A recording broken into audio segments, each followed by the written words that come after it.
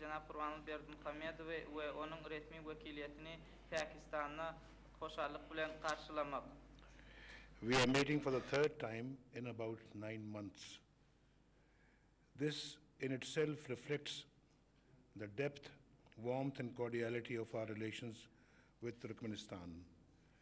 We have had in-depth exchange of views on a wide range of bilateral, regional, and international issues of mutual interest. Biz geçen 9 ayın dowamında eýem öz aramızda 3-nji gezek duşugymyzy geçirýär. Bu bolsa Türkmenistan bilen biziň ýurdumyzyň hakykatdan hem ýakyndan we tüz ýürekden gatnaşýanlygynyň alamaty bolup durýar. Biz öz ara gatnaşyklarymyzyň dowamında şuňur pikir alşýarys we iki taraplaryň gyzyklanma bildirilýän tebit we halkara meselelerini ara maslahatlaşýarys. Pakistan and Turkmenistan have close fraternal ties that are deep-rooted in shared history, culture, and faith. These bonds of friendship are growing from strength to strength with the passage of time. We have agreed to enhance our economic relations, particularly bilateral trade. The holding of Pakistan-Turkmenistan Business Forum on the sidelines of this visit will facilitate bilateral trade and investment. Such B2B contacts should be held regularly for boosting our economic relations. Pakistan ve Türkmenistan'ın arasında kadim tarihlerden öz başına alyan umumi tarihi vardır. Şeýle hem medeniyeti ve din meňdeşlikleri. Bu bolsa wagtyň geçmegi bilen iki ýurtlarymyzyň arasyndaky gatnaşyklarymyzy we dostlygymyzy hassa berkitýär. Biziň aramyzda ykdysady gatnaşyklarymyzy, hususan özara sewdany hassa ýokarlandyrmagy we artdyrmagy ulalyş kazanyp geçiriljek Türkmen-Pakistan işewerlik maksady bolsa bu saparyň çäklerini hem özara sewdany we maýy goýumlary hassa işleňleşdirer. Bunun ýaly özara täjirleriň alşmagy hem iki taraplaryň ykdysady gatnaşyklary hassa ötürmäge ýardam berer. Turkmenistan, Afghanistan, Pakistan, India gas pipeline project is a mega energy cooperation project in the region. This will greatly help us in mitigating the shortage of natural gas in Pakistan. I was delighted to personally attend the extremely well-managed and impressive groundbreaking ceremony of TAPI at Mehri in Turkmenistan in December last year. I am confident that thanks to Turkmen Gas, our energy-starved industry will be running at its full potential. Türkmenistan, Afganistan, Pakistan, India gaz geçircisinin tatlaması bu sebepdeki iň uly energetika hyzmatdaşlygynyň tatlaması bolup durýar. Bu bolsa biziň Pakistanymyzyň tebii gaza bolan mätäçligini gelecekde kanaatlandyrar.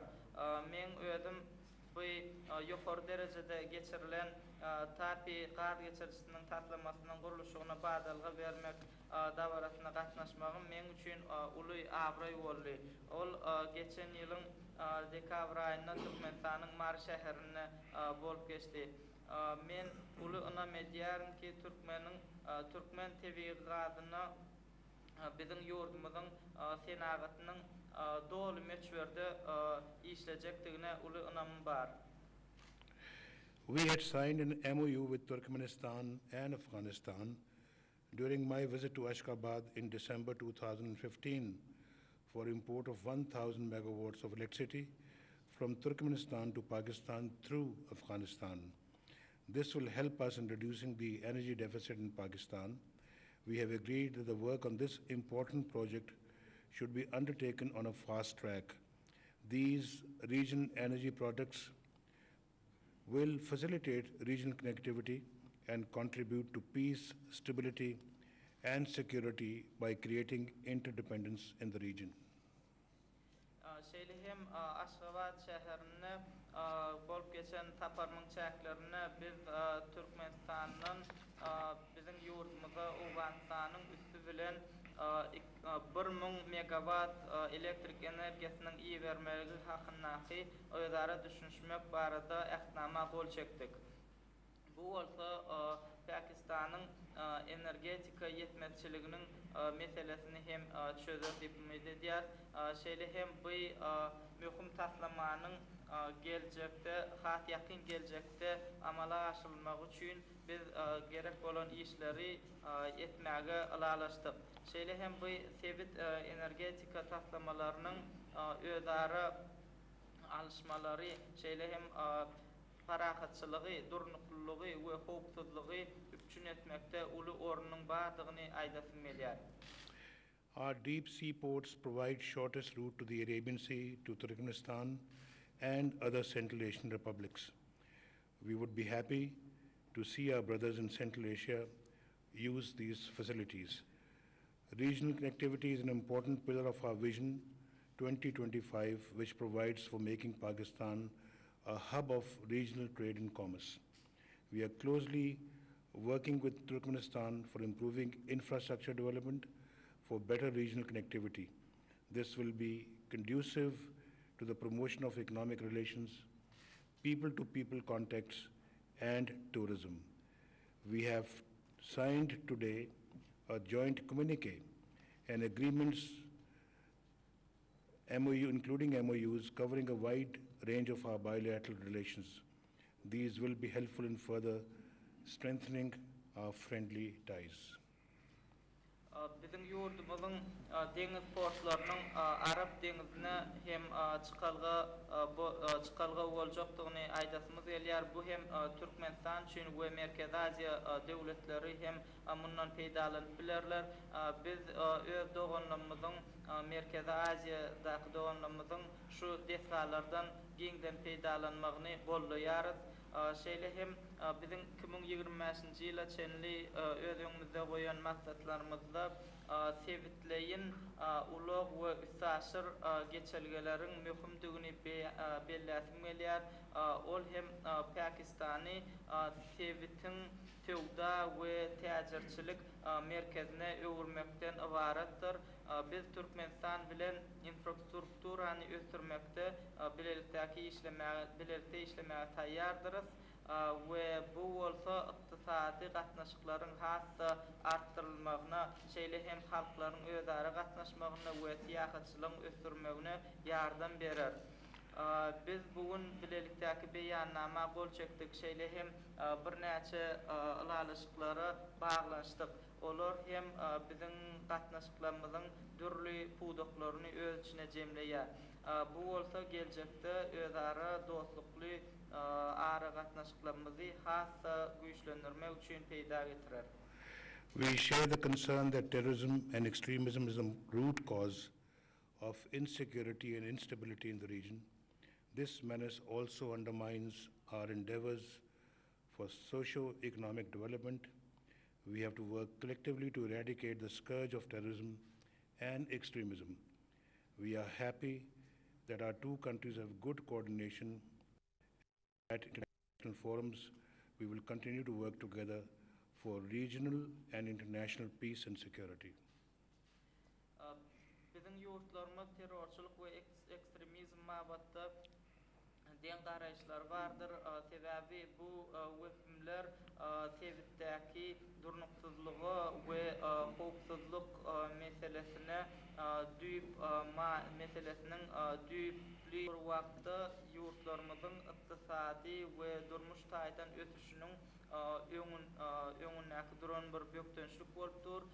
Bu ugurda biz terrorizma we ekstremizme garşy görüşmäge tagallarymyzy birleşdirmeliler. Şeýle hem biz iki ýurtlarymyzyň arasynda has ýakyndan gatnaşmak üçin halkara derejesindäki forumlary geçirmeli we biz oňa golluk berýäris we bu ugurdan biz işlemimizi dowam eder we sebitde hemde halkara derejesinde parahatçylygy we howpsuzlygy üpçün etmek üçin elimizden gelen işler ýerine ýetirer.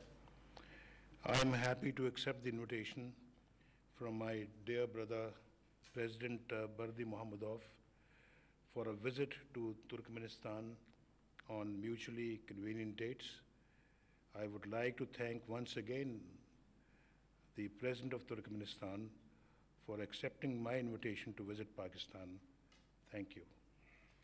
Şeylehim men öz doğanım onun Hazreti Türkmenistan'ın prezidenti Cenab Kur'anberdi Muhammedov'un meni Türkmenistan'a safar bilen barıp görmäge çağırandygy üçin köp minnetdardyryn. Şeylehim men ol çağrılıgy uly hormat bilen kabul edýäryn. Bu safar hem geljekde özara ılalaşylan tenelerde ýerine ýetirler. Men ýende bir gezek onun Hazreti Türkmenistan'ın prezidentiniň menin çağrılygym kabul edip bizim ýurdumyza safar bilen gelenligi üçin köp sag bolsun aýdýar. Sag ol.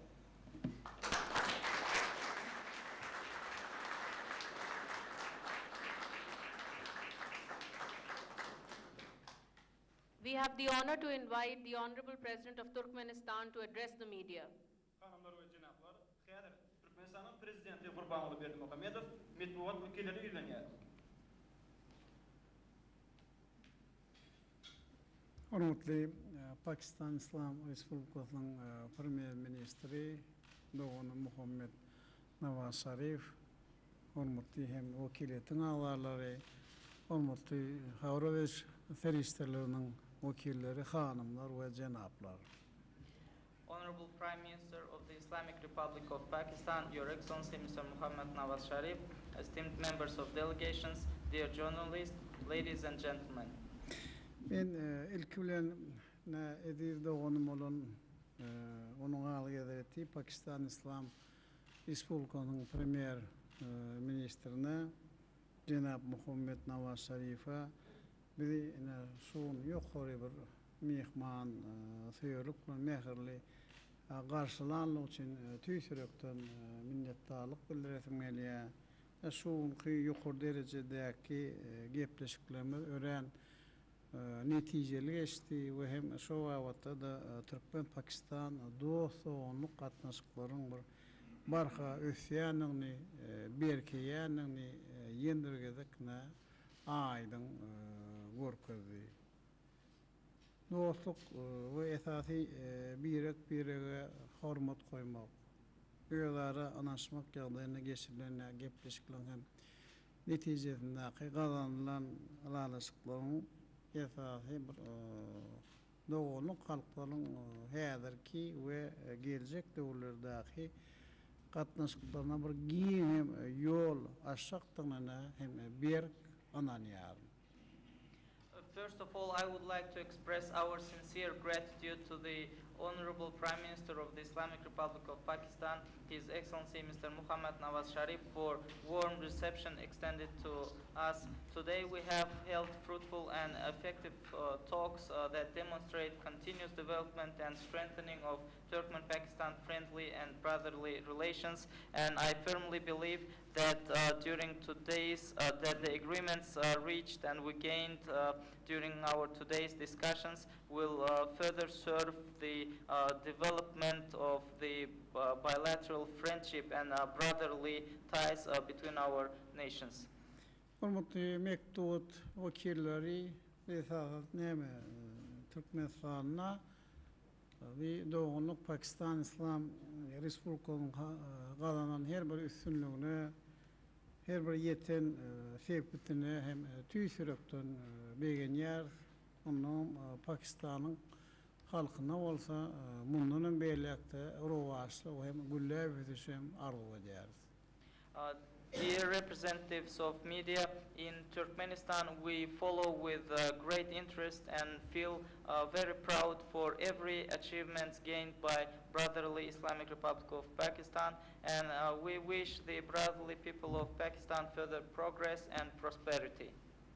Şuunki gepleşiklerin dowamynda esasy Premier Minister bilen ýagny Muhammad Sharif bilen bir iki tarapyna bir gyzyklanma bildirilýän, ýagny şu wagtda halkara we sewit hem mesele barada soralar aralyp maslahatlaştık. Hem bu arada aytmak bilen Ayratyn hem öňe noktayan esas sorularymyň biri ol parahatçylygy, hopsuzlygy berkitmek, durnukly ötüşi öpsün etme uğrunaky ýa-da hyzmatdaşlyga degişine meseleleri özara alıp maslahatlaşdyk. Bu esasy şu meselelerde bizim garaýşlarymyzyň megdeşdigini ýa-da hem gawat gelýänligini kanagatlanlykdan hem belledik. Elbetde bu bolsa Türkmenistanyň hem Pakistan Islam Respublikasynyň bir iri halkara guramalaryna, adam ilkinji nowatda Birleşen Milletler guramasyna özara bähbitli hyzmatdaşlyk etmekleri, birege şunýalyk gollamaklar üçin gowy esas döredýär. Parahatçylyk we hopsuzlygy öpsün etmek bir häzirki zamanyň hem adamzada awanýan wehimlerini hem öňüne almak, hopsuzlyga garşy göreşme uğrunaky tagallalary birleşdirmek bizim esas hem maksatlarymyzyň hem biridir.